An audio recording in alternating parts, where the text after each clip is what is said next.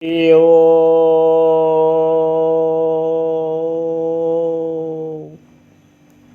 जगन्नाथ।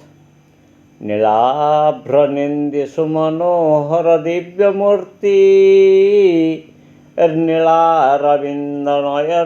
महनीय कीर्ति नीलाब्धिधौतचरणं कमनीय कांति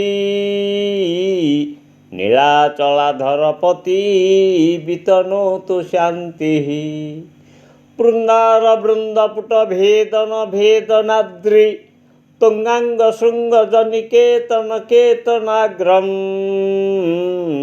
संदर्शयन सकरुणं करुणार्द्रनेत्रं त्रायस्व मां पतित पावन दीनबन्धो। उपनिषद कहन्ति जातस्य हि ध्रुवन्मृत्यु ध्रुव जन्म मृतस्य च। जन्म हेले मृत्यु अवश्यम्भावी। प्रारब्ध कर्म फल को नहीं व्यक्ति पुनर्जन्म ग्रहण करिथाए। जनसाधारण व्यक्तिर मृत्यु परे तार गुणकर्म को नहीं भागवतर उदाहरण देई आलोचना करिथांती। प्राणीर भल मंद वाणी मरण काले ताहा दाहानी। जीवदशारे तार भल और मंद कर्मर आलोचना करिबा परिप्रेक्षी एई भागवत उदाहरण को देइथांती। वास्तव रे एही प्रसंग रे भगवान श्रीकृष्ण श्रीमद् भगवत गीता रे कहन्ति उत्तरायण शुक्लपक्ष दिवस रे मृत्युवरण कले व्यक्तिर पुनर्जन्म होई न थाए, किंतु दक्षिणायन कृष्णपक्ष रात्रि रे मृत्युवरण कले पुनर्जन्म होई थाए। भागवत मध्य कहन्ति ए जीव जीवार निकटे नेई संचयी अन्य घटे। शास्त्र कहन्ति मृत व्यक्तिर अंत्येष्टि क्रिया परे शरीर भस्म हो जाई थाए, किंतु अमर आत्मा अग्रे त्रीणि जले पंच गृहे त्रयो दिनं तथा एकादश अर्धरात्रे प्रेत जान्ति जमालये। एई परिप्रेक्षी रे एकादश दिनर अर्धरात्र परे से जमालय को गमन करिथाए किबा गुणकर्म को नहीं पुनश्च पुनर्जन्म प्राप्त हुए।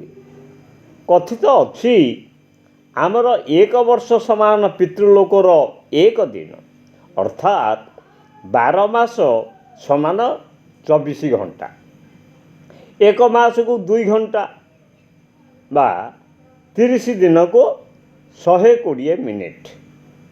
एकादश दिवसर अर्धरात्र अर्थात 10 दिन 18 घंटा, दिन को 4 मिनिट हिसाब रे यह 43 मिनिट मात्र, अर्थात मरिबार 43 मिनिट परे व्यक्ति पुनर्जन्म होइथाए।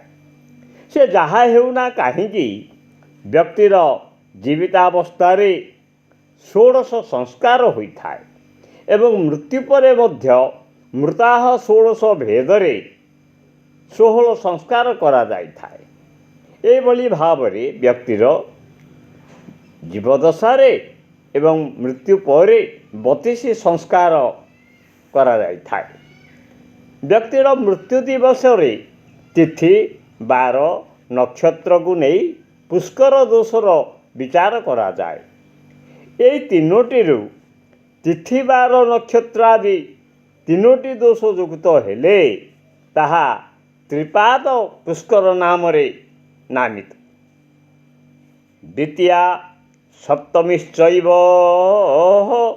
ଦ୍ୱାଦଶୀ ତିଥିରେବ ଚ ରବି ଭୌମ ସୌରିବାରେ ଷଡ଼େ ଚ ପୁଷ୍କର ଶ୍ରୁତା। ତିଥିଭେଦରେ ଦ୍ୱିତୀୟା ସପ୍ତମୀ ଓ ଦ୍ୱାଦଶୀ ତିଥି ଏବଂ ବାରରେ ରବିବାର, ଶନିବାର ଏବଂ ମଙ୍ଗଳବାରରେ ବାର ଦୋଷ ହୋଇଥାଏ। ପୁନଶ୍ଚ ନକ୍ଷତ୍ର ଭେଦରେ ପୁନର୍ବସୁ ଉତ୍ତରାଷାଢ଼ା, କୃତ୍ତିକା ଉତ୍ତରା ଫାଲ୍ଗୁନୀ, ପୂର୍ବ ଭାଦ୍ରବ ବିଶାଖା ଚ ଷଡ଼େ ଚ ପୁଷ୍କର ଶ୍ରୁତା।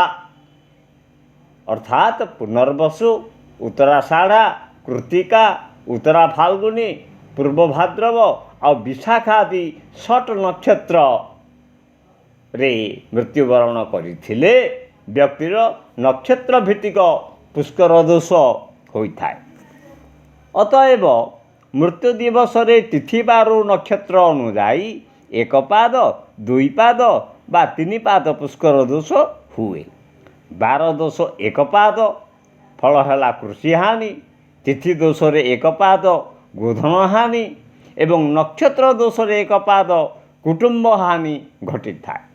ତିନୋଟି ଯାକ ଦୋଷ ଏକତ୍ର ହେଲେ ତିନି ପାଦ ପୁଷ୍କର ନିତାନ୍ତ ଅଶୁଭ ବୋଲି ବିଚାର କରାଯାଏ। ଏହାର ପ୍ରତିକାର ପାଇଁ ବିଧି ମୁତାବକ ଛାଗ ଘୃତରେ ପୁଷ୍କର ଶାନ୍ତି ହୋମ କରଣୀୟ ଏବଂ ଭୂମି, ଅର୍ଣ୍ଣ, ତିଳକାଞ୍ଚନ ଦାନ ବିଧେୟ। ଏହି ପୁଷ୍କର ବାର, ତିଥି ଓ ନକ୍ଷତ୍ର ଗୁଡ଼ିକକୁ ନେଇ ବିଚାର କରାଯାଇଥାଏ। କିନ୍ତୁ ପ୍ରକାରାନ୍ତରେ ଶାସ୍ତ୍ର ମଧ୍ୟ କହନ୍ତି ପୁଷ୍କର ଦୋଷ ମୃତ ବ୍ୟକ୍ତିତ୍ୱ ଉତ୍ତରାଧିକାରୀଙ୍କ ପାଇଁ ଦୋଷଯୁକ୍ତ ହୋଇନଥାଏ। ବାସ୍ତବରେ ଯେଉଁ ବ୍ୟକ୍ତି ମୃତ୍ୟୁବରଣ କରେ ତାକୁ ହିଁ ପୁଷ୍କର ଦୋଷ ପ୍ରାପ୍ତ ହୁଏ। ତା'ର ଭଲମନ୍ଦ ଗୁଣକର୍ମକୁ ନେଇ ଏହି ତିଥିବାର ନକ୍ଷତ୍ର ଭେଦରେ ମୃତ୍ୟୁ ଦିବସର ବିଚାର କ୍ରମରେ ତାହାକୁ ସେହି ଦୋଷ ପ୍ରାପ୍ତ ହୁଏ ଭିନ୍ନାର୍ଥରେ। ଅତଏବ ବ୍ୟକ୍ତିର ମୃତ୍ୟୁ ପରେ ପୁଷ୍କର ଦୋଷ ଲାଗିଲେ ତା'ର ପାରଲୌକିକ ଜୀବନରେ କୁପ୍ରଭାବ ନିବାରଣ ନିମିତ୍ତ ପୁଷ୍କର ଶାନ୍ତି ବିଧେୟ। ଜୟ ଜଗନ୍ନାଥ।